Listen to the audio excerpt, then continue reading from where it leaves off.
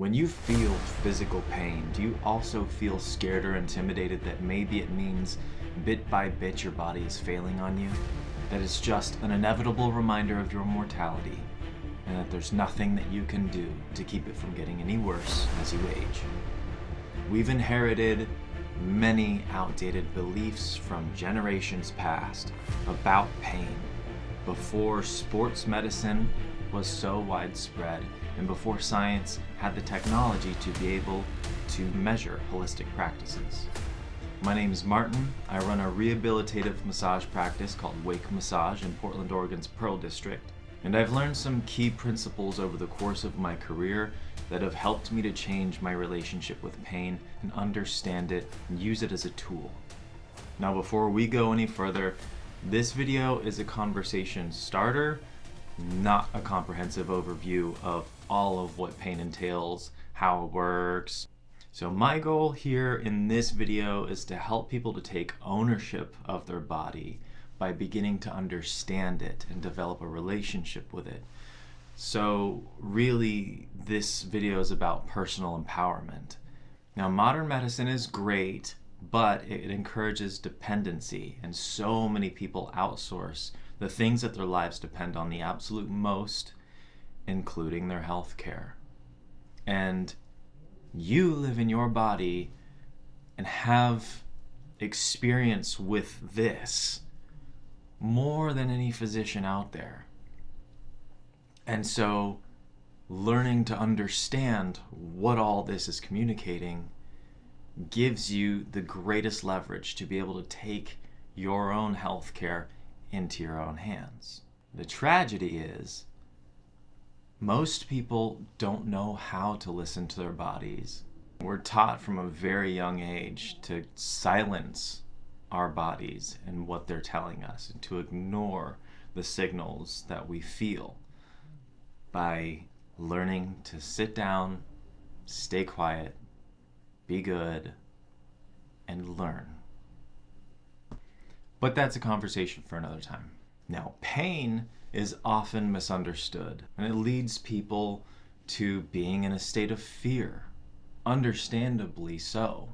It's a revolting reaction that it evokes of the body from experiencing it. And so it produces this behavior of avoidance and ignoring and doing everything that you can to limit what the pain was brought on by. Now, you may have picked up on this, but leaning into this perspective that I'm about to share requires a high level of responsibility. Now, if you're allergic to responsibility, I would definitely recommend consulting with your physician about that. It's a very serious condition. So my personal experience with pain, I feel like I've felt it all. I've had muscle pain, tendon pain, bone pain, nerve pain, ligament pain, fascial pain, like spiritual pain, emotional pain, hell, even empathic pain. And what I know that is true across the board with all of these different types of pain is that your beliefs about pain are what shape your experience of pain. Like I had mentioned before, many people fear pain so much that they limit their movements that they experienced pain in. And this creates compensatory movement patterns that over time create limitations in the body. Pain, limitation, pain, limitation. And over time, throughout the years, the body cinches down tighter and tighter and tighter, being in a purely reactive and animalistic state. It's a ridiculous cycle that is so hard to break out of until you learn what I'm about to share in this video and the next. I'm trying to meter the information as much as I possibly can and keep it cohesive, even though it's all intertwined. We'll get there. So what is pain really? Pain is not just suffering, it's communication. The first sign of pain to any particular area of the body is usually a yellow warning flag that eventually, as it is neglected repetitively over time, becomes and develops into a red flag. Now, there are many different types of pain, like I had mentioned. Let's go over those, because giving language, more colorful, vibrant language, to characterize and describe pain helps significantly with understanding where the pain is coming from and what system that it's affecting. Muscle pain. It's the most common familiar type of pain. It's the feel the burn as you're like flexing a muscle. Over time, you get it to the point where it's fatiguing and it feels like it's burning. And when it's recovering, it's a constant aching soreness that only amplifies after a period of rest, and then you go and attempt to move the area again. If you stay moving consistently throughout the day, the pain is diminished significantly. But it's not until you get to the point where you stay still for some time and then you go to move and use that muscle again that you re-experience the intensity of the pain.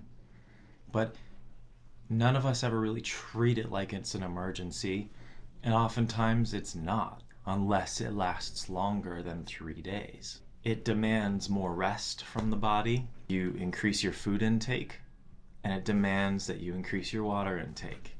And so long as you do those things, you will have a good recovery. Bone pain. Let's get into that. Bone pain is the deepest kind of pain that you can feel.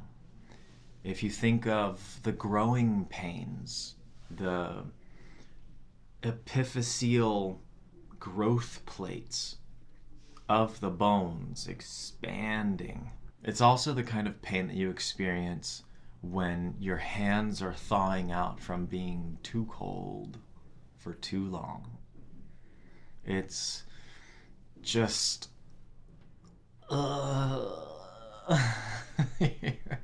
you're helpless to it. Joint pain. Okay. Joint pain is, let's just say there's an arthritic joint in the finger. For example, when you move it, you experience discomfort, an aching kind of a pain that the more severe it becomes, the closer to a burning sensation it feels. And it's also tender to the touch around that joint. That's how you know you're experiencing joint pain specifically, or an itis of the arthro, inflammation of the joint. It's hailing outside right now. Now, to help with joint pain, really the best things are hydration and decompression, tractioning that joint and encouraging it to open up and allow for blood flow and fluid exchange to happen more effectively. Nerve pain. So nerve pain is the wild card, the black sheep of the pain family, if you will. It can be just like a numb, tingling kind of sensation when it's mild, and it can grow to be a sharp, jabbing, zappy, electrical, burning sensation, depending on how it happens and where it's coming from. Now, nerves can be impinged at the joint between bones. So sciatica is the most common joint, like bone-to-bone nerve impingement that people experience. And pseudosciatica is the symptoms of sciatica that hasn't been diagnosed between bone to bone, or is found by the physician in a diagnosis that there is no bone to bone from the spine nerve impingement, but the person still experiences sciatica symptoms. That's when you know that the soft tissue that the sciatic nerve runs through is what is impinging the nerve. And that's very possible between tendons, ligaments, fascia, muscle. If the tissues are chronically tight, they can definitely squeeze down on that nerve. Now, fun fact about nerves is nerves will allow up to 50% compression before they even relate or relay pain signals at all. So if you're feeling a nerve pain, you know that it's beyond 50% compressed already, whether it be through a soft tissue pathway or between bone-on-bone interaction. Next up is tendon pain. So, tendon pain for me is the scariest, just because I know that the moment that I experience tendon pain is the moment that my tendon has decided enough is enough. I will finally begin to rupture. So if you think of tendons as identical to rubber bands in their behavior and mechanics, it becomes a lot easier to understand them. Coldness creates brittleness in tendons. They're very easy to snap. Same thing with dehydration. Now, tendon pain itself feels like a sharp ping of pain. And the most common spot that I've experienced pain is right here through my wrist tendons, through the carpal tunnel region, while working, because I've been doing this for some time.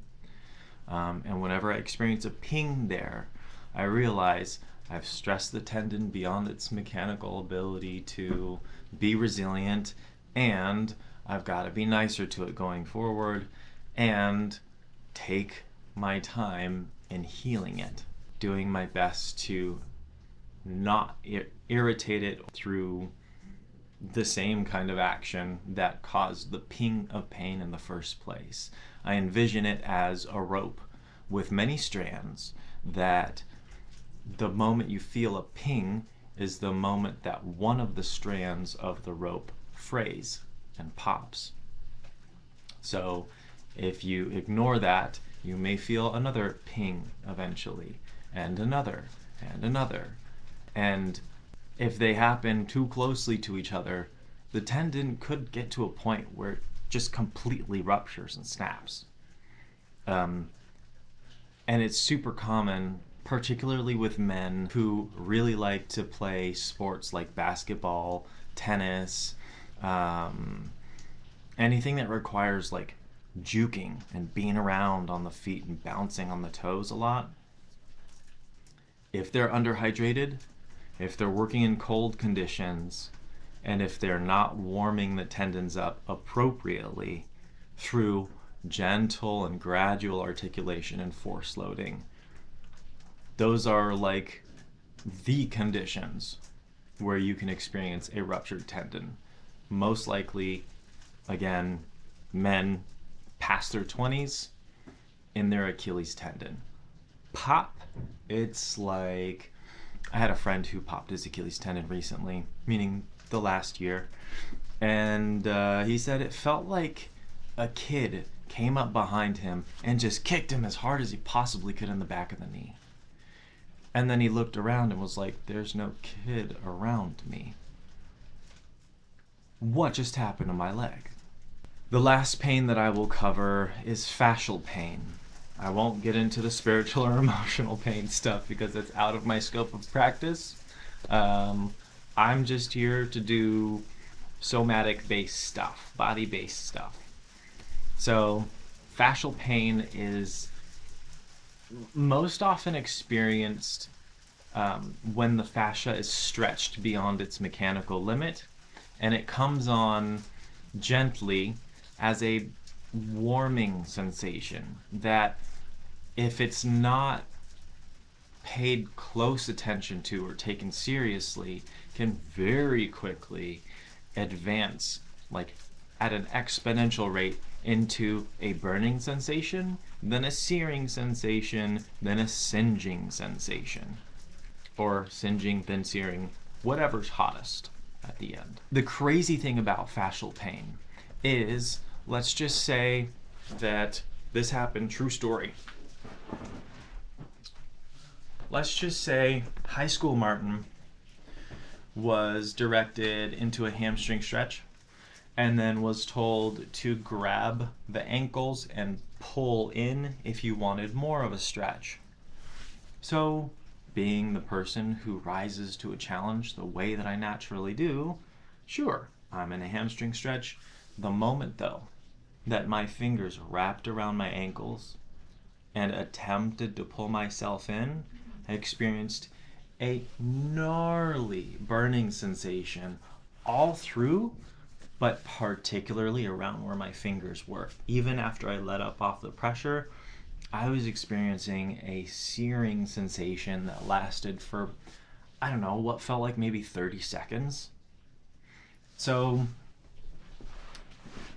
fascial pain is something that can come on super quick. And my hypothesis about fascial pain and stretch marks are that when fascia is stretched in one plane of movement repetitiously, if the fascia is not conditioned properly, usually by hydration, will create tears in the fascia along that plane of movement, and over the course of time will result in stretch marks. So now that we have this like colorful vocabulary to describe different types of pain, like burning, tingling, jabbing, stabbing, pinching, achy, deep, superficial, it can help us to identify where the pain's coming from and how to address it. Pain that happens acutely or quickly is usually a yellow flag warning and can develop into chronic long-term pain that lasts longer than a week. Now let's just say you do experience pain, chronic pain, that has lasted, say, longer than 6 weeks. 6 weeks is usually the recommended time frame that physicians have for allowing soft tissue to heal. So if you're experiencing pain for longer than 6 weeks, you know it's highly likely that the area was injured and then has healed and scarred over.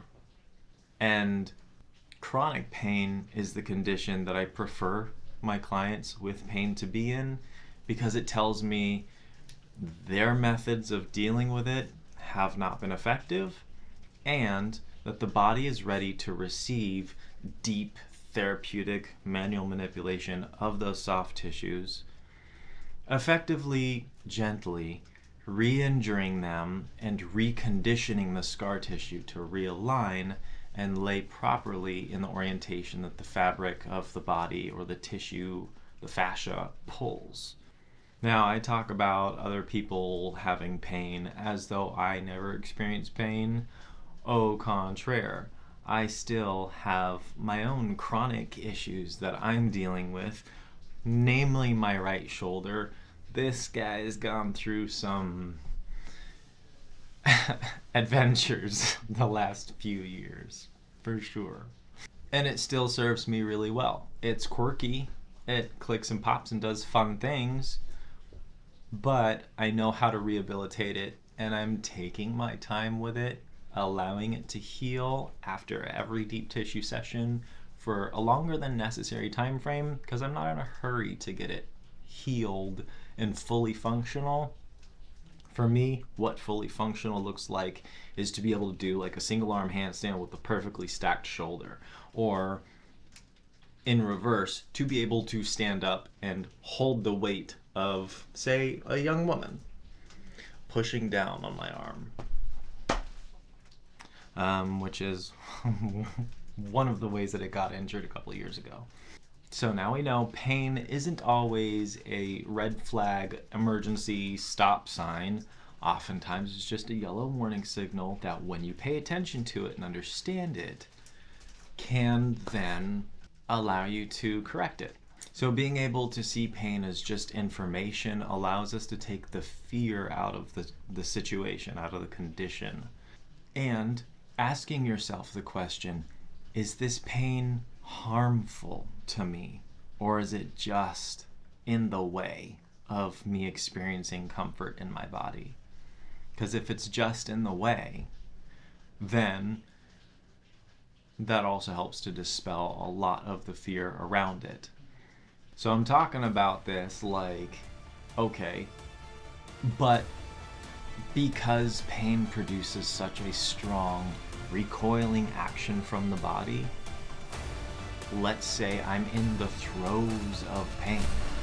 How do I deal with it? Like, what do I do when pain is the only thing on my mind?